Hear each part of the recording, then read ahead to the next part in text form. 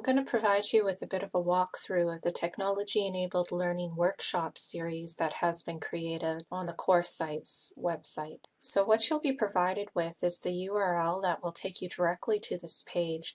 Once you're on this page, you will be able to log in with the credentials that have been supplied to you. If you haven't been given any direct access to a username and password, you may choose instead to self-enroll to the course, or if you prefer simply to browse through some of the materials that have been made available through this workshop series, you can click on Browse as a Guest.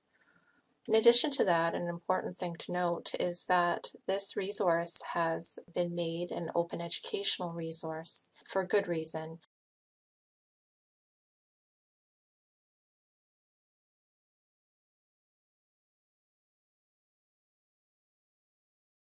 Many of the resources have been marked as public domain or Creative Commons or an open educational resource themselves, and so this is of course shared back.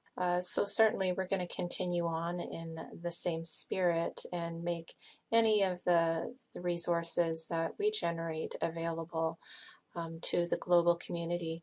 You may use these for whichever purpose you see fit. All right, so let's first log in as an enrolled student and see how things appear.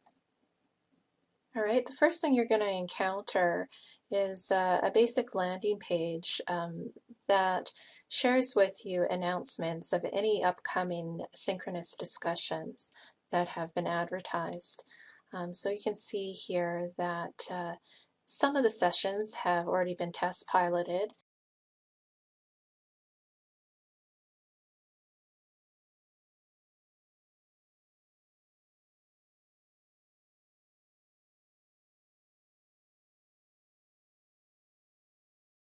What you're provided is a link to register for the specific event that you might want to participate in. There's a few examples there.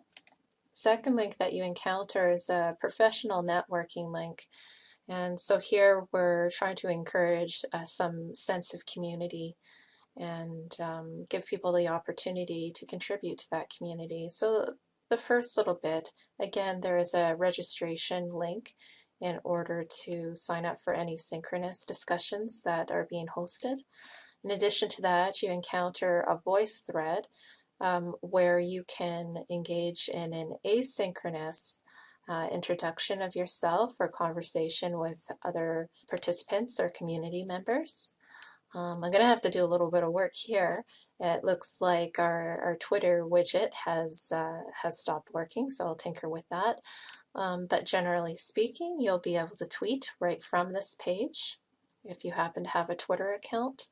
And what it should be pulling in is actually a feed from the hashtag TEL21C, and you can see that we actually have had a few of our previous participants utilize that opportunity. Resources to explore. This is sort of the meat and the potatoes of everything, and so chronologically organized. The newest stuff's at the top. But what you're going to encounter is basically the various topics that are included in this Technology-Enabled Learning Workshop series. So the first has been titled 21st Century Learning, Recognizing Our Purpose, and it provides us with a foundation understanding of where we will be taking our discussions from and the purpose behind what it is that we're attempting to do in education. So you also have a list of some of the technology tools that you're likely to employ during this workshop, and also taken some time to map these sessions to teaching competencies that are under development right now at Confederation College, and that were originally contributed by Algonquin College. So we do have some objectives that we're trying to meet, and of course we do have a hidden curriculum as well, and we're looking at increasing our digital literacy and developing our technological abilities as well through participating in these sessions. So the second one you can see here is designing learning for the 21st century classroom, realizing our purpose, and that's more on instructional design at the lesson level or even nailing it down to particular activities within a lesson. So it goes a little bit deeper than the program level instructional design, which we often encounter, at least in the community college atmosphere. We do have opportunities to be introduced to the topic of teaching presence and social presence, and eventually actually to move into a discussion of cognitive presence. In this particular session, it's actually looking at how we can employ technology to support the phases of inquiry, which is, of course, learning, the process of learning. Okay, so within any of these folders, these are the ones that are visible to a participant at the moment, but within any of these folders, you're going to encounter a few things. So let's go inside. All right, so some of the things that you're going to find is you're going to have an opportunity to explore some resources that are there. And these resources are likely to change as we encounter new things. We can curate them and swap them out. But you have the opportunity to go to various websites, or if you prefer to encounter learning through video, you have the opportunity to do that as well. Or if you want to look at specific readings, you can explore those also. So this is really an individualized opportunity to dip into your own learning journey, wherever your interests may lie. Okay, you also have the opportunity to engage with others asynchronously. So that's in addition to our synchronous discussions that happen through Blackboard Collaborate. So in this particular topic, we can see that you can contribute to a discussion board.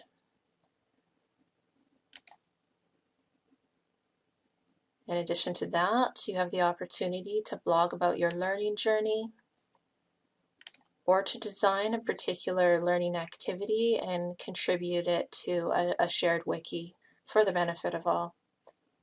All right, so those are the basic things that you're going to encounter with any topic. Resources to explore, the opportunity to interact with others in a synchronous online discussion, and an opportunity to continue on your learning in a reflective way, but also in a way that you're able to continue interacting asynchronously with others that are also participating in the workshops.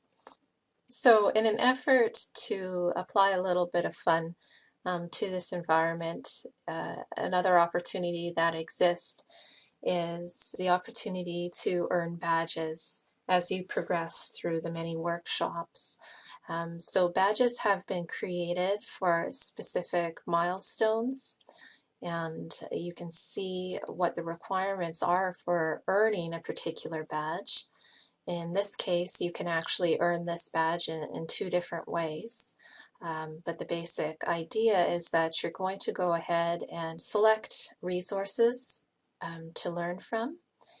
And so you're going to be required to actually click on the folders that possess content within them to acknowledge that you've had a look at the very least. In addition to that, you're expected to participate in the synchronous online discussion and to contribute to a discussion board following that session. So like I said, that actually gives you a particular badge and it's noted as being a milestone. There are some badges that can be earned for going over and above our basic requirements, and some of those are awarded for things like really putting a lot into your learning blog or for designing activities that again have been shared to the community to the advantage of everyone. And there will be additional badges that will appear here as these additional sessions are fleshed out. So I foresee, for instance, that there might be a badge that is specific to Twitter or LinkedIn. So what else we have here? If you want to contact the organizer of the workshop, you have some information. You have some ways to get a hold of me here. All right. Anyhow, so that's as a student. So let's log out and let's go ahead and take a look at what exists if you're entering this arena as an instructor. There are a few things that I didn't make publicly available, namely for privacy's sake. So you do actually get to encounter a few additional things behind the scenes here. So if we go now to resources to explore, you're going to see that it appears a little bit different than when you were looking at it from a participant's view. All right, so in addition to the first 4 topics, there's an additional 4 here that are being developed. There's also some videos that were created to support participants in being able to attend sessions and being able to participate most effectively once they were in the sessions. So you can have a look at those there. So all those have been created. There's there's the map to the specific objectives, kind of messy, but there it is. All right, let's go back to one of the earlier sessions here and look at it as an instructor.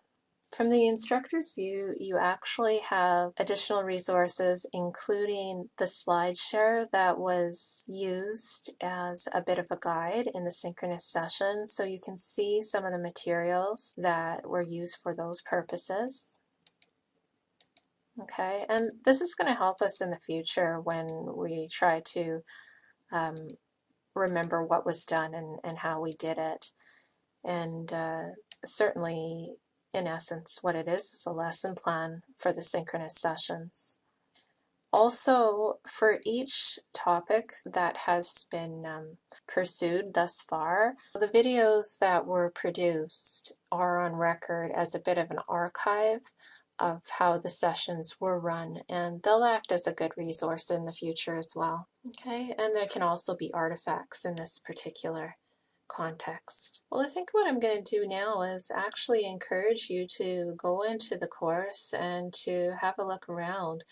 Like I mentioned, this will continue to be under development, although it will be available as an open educational resource all the while. So I will publish that periodically as a package that can be downloaded, especially after significant changes have occurred.